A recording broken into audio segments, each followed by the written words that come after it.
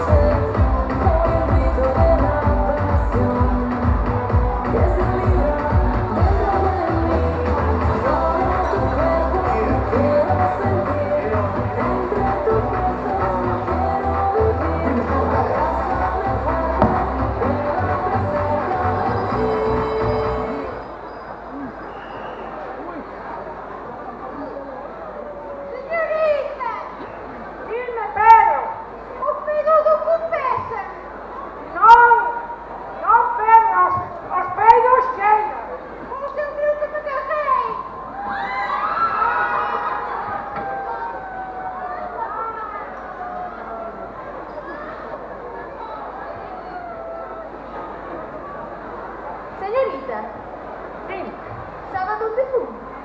a onde fostes, Julia? Fun a Rascala do Ézaro. Sería a cascada de Lézaro. No, señorita, a Rascala do Ézaro. Non, non, Julia, a cascada de Lézaro. Pois eu fun a Rasqueira. Vale.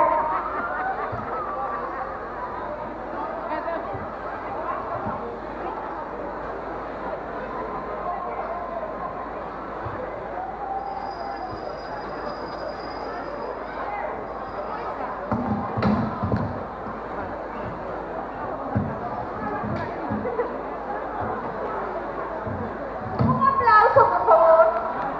Así que debe ser. Aplauso para a volta ao cole.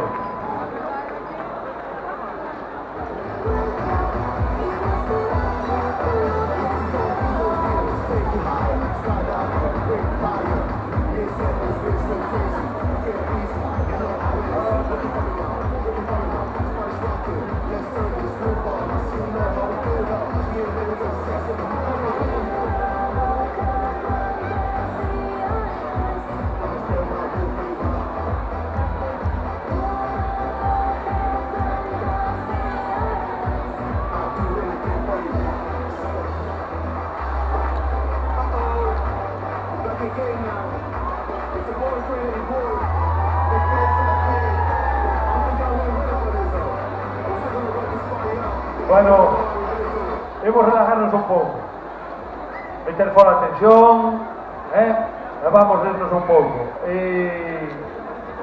A persona que ven agora, eu non sei se será profeta na súa terra, ele é de Mazaricos,